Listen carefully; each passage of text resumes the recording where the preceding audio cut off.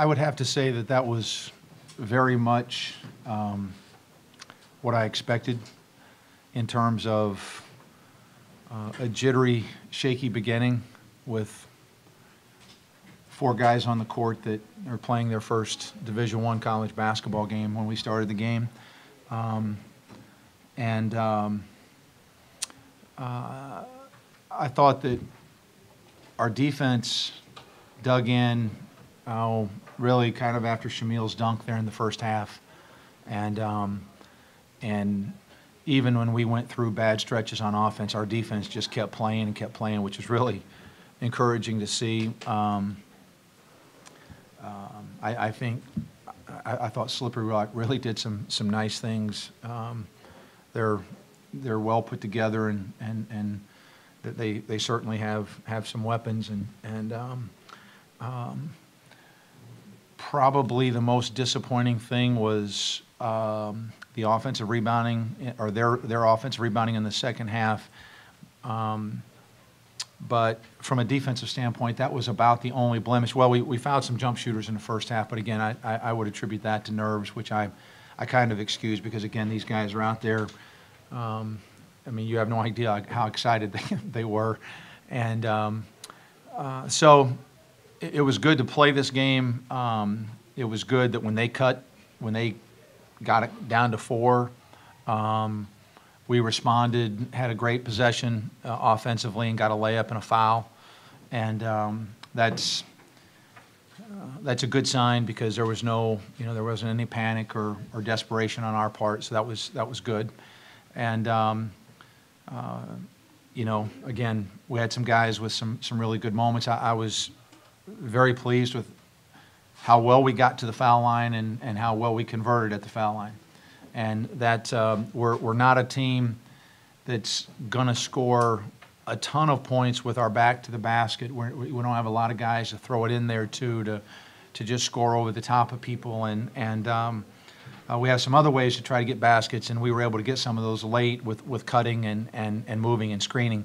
So, you look at the percentages, we shoot 32% in the first half, but we come back and shoot, 47 in the second and do a great job at the foul line. So offensively, we were better, it felt like, in the second half. But again, I was just pleased with, we get down 9 in the first half, and we just kind of kept grinding, and then our defense locked in and got the game going back in our favor.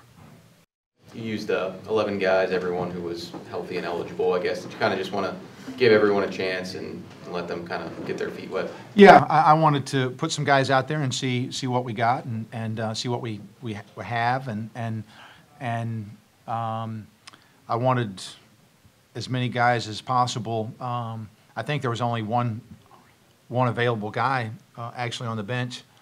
There were a couple of guys dressed that weren't available to me because of injuries, ankle injuries, and I'm talking about the walk-ons. So there was really only one guy that was available to me, one of our walk-ons that I didn't put in the game. But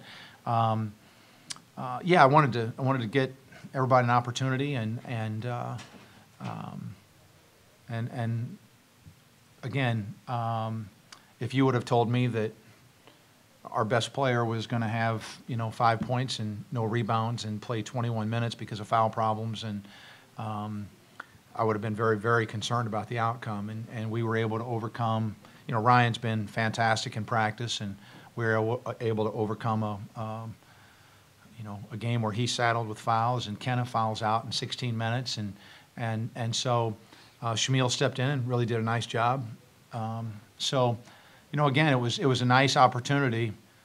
You don't want those things to happen, but after the fact, it's okay because, again, I didn't want them to cut the lead to 4, but when they did, that was probably the best thing that could have happened to us, because now we have to play and perform and execute and find out what we're going to do in that moment. And I don't want Ryan to be in foul trouble, but if Ryan's going to be in foul trouble, this is the game, so we can get some other people in there and try to figure some things out.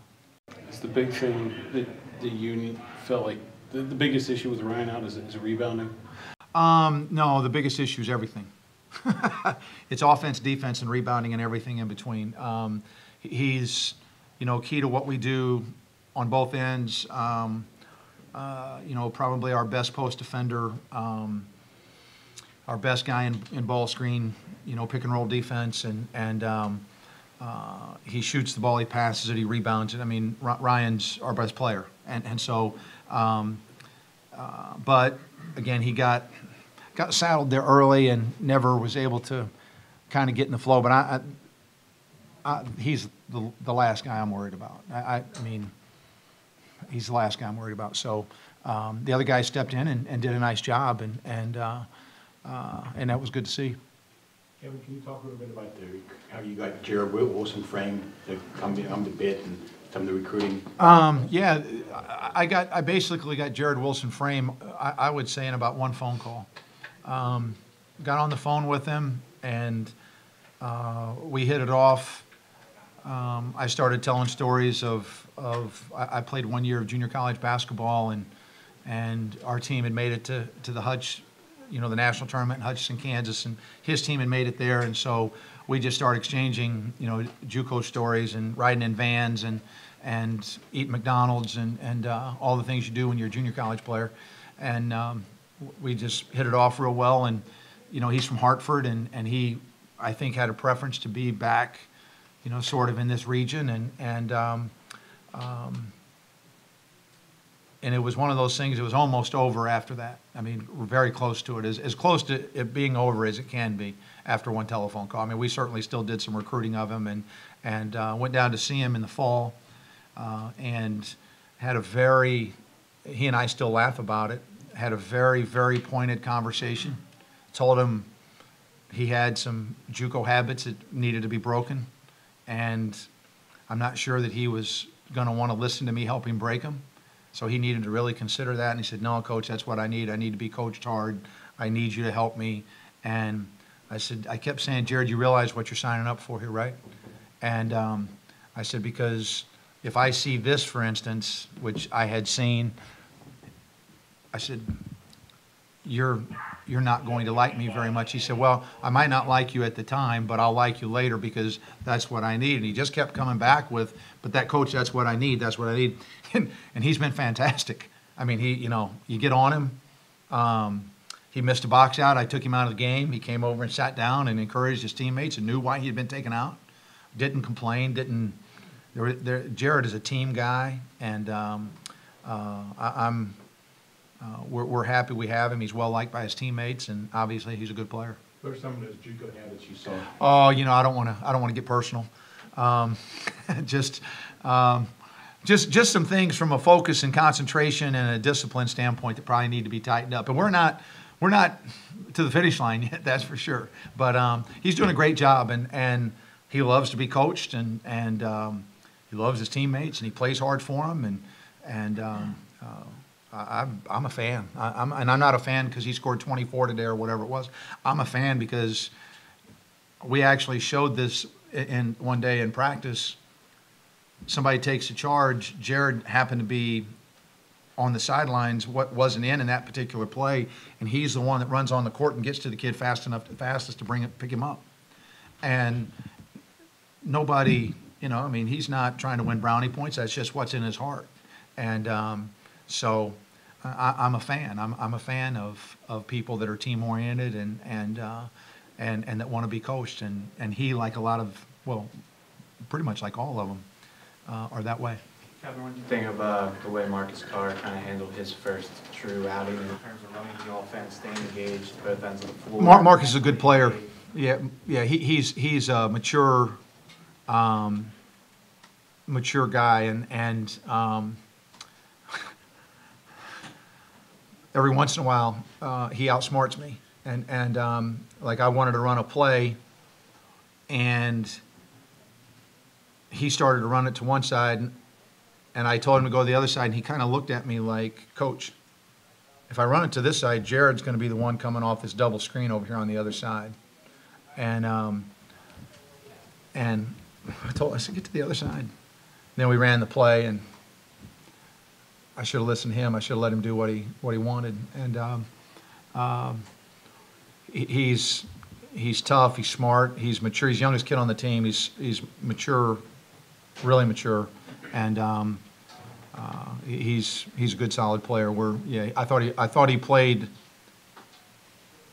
kind of like Marcus, except for he didn't shoot the ball as well as he. I mean, was he 0 for 4 from 3? I mean, normally he knocks them in, and but he's just a winner. He's a winner, and he wasn't spectacular by his standard, but he was just sort of who he is, just good, tough, solid, winning plays, leader, good guy to have out there, a guy that I feel real comfort with. Coach, Yeah. Slipperak and Pitt are kind of in similar situations just in terms of the number of returners and how many new guys are there on each team.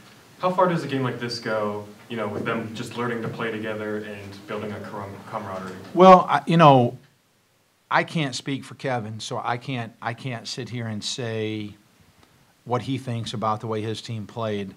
I thought they played hard. I thought they guarded hard. I thought they rebounded hard. I thought they shared the ball. I thought they ran. You know, it was obvious that they're running their stuff. So I don't know if I would think he was pleased, but I mean I don't know. He might be furious for all I know. But it was you know, I felt like you could tell that they had a couple of scrimmage type games. You know, we've had one that they looked a little more settled in at the beginning of the game than we did, and I think that them having played some, you know, that just helps that. So, but I hope he's encouraged. I thought his team really competed hard, and it looks like he's got some depth because he was kept running guys in and out, and they stayed pretty fresh. So, and I will say this: I think that for that level, I think their big kids are pretty good. Big left-hander, 22 and 11. Even the kids they brought off the bench, I thought were good players. So I would think up front they're a force in their league. I would think. Shamil's physical size and strength, something that can allow him to defend and rebound sort of above his height. It's going to need to. The good news is Shamil's got, I think, 6'10" or 6'11" wingspan. So in addition to having kind of a big butt, and I say that very affectionately, and some thickness, he's got some length and some girth. So he was light years better today than he was last week when we played Villanova. And I thought he was more aggressive. I thought he was more under control, more into what we were trying to do schematically. And I thought he made some big plays. This week, we've put in a package of stuff when we can play him at the 3. The good thing about Shamil is we're hoping that those things you mentioned will allow him to rebound and play at the size, play up front when we need him to play up front. We put in a package of stuff this week that we ended up going to because we didn't have Cam today with him at the 3 spot, you know, at the small forward spot, and we actually. I know we scored the first 2 possessions. We did it, and he messed up a play for him on the 3rd possession. I mean, it was getting ready to be a dead layup for him, and he jacked up the timing. But he is going to be an important player for us, and he can defend multiple positions. He can play multiple positions offensively. He can make it from 3. He can really drive it. He's really good at driving it in. One of the first 3s we made, he penetrated in and kicked it to Jared. Jared made a 3. So Shamil's talent level is pretty good, and you know, like a lot of the rest of the guys, we're trying to work with him on some of those things that kind of prevent him from being a little bit more consistent as well. Kevin, you mentioned after the Villanova scrimmage that rebounding was the bright spot. Today, was there something lacking that you saw then?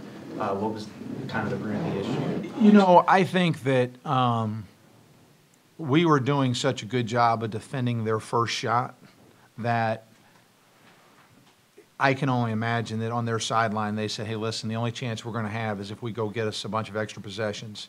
And so what happened a couple of times, and this is what got it started, the ball went inside, we go to the post trap. It either gets shot out of the post trap or it gets kicked out and moved and shot, and now you've got big guys crashing down on guards on the weak side, and now it becomes a little bit of a volleyball match, and so and then, as I explained to the team after the game, once they get 2 or 3 offensive rebounds, now we've allowed them to become the aggressor, and that's as much as you can in the game, you want to maintain that position of being the most aggressive, and they just did a nice job. They just came flying in there, and we didn't put body on body enough, and it cost us for a while. Now they're late. We got some nice rebounds, and we got a little more physical in our box outs. But the one thing this team, my team, I'm talking about, is not afraid of. It's not afraid to be physical.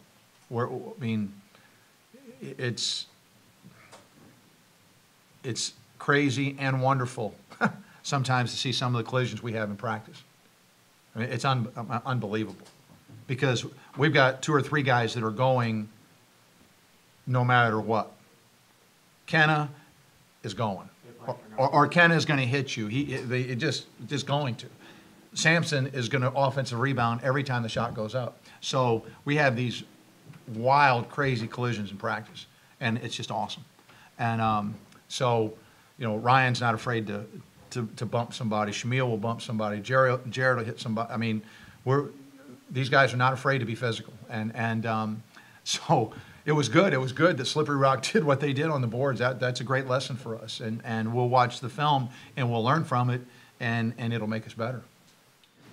Thank you, guys. Oh, hold on. Speaking of collisions, what's the status on Marcus Carr? He said he just twisted his ankle a little bit on that as he went to get that pass that led him a little bit too far. He said he just twisted. He didn't act like it was bad, and I would think Marcus would be in practice on Monday.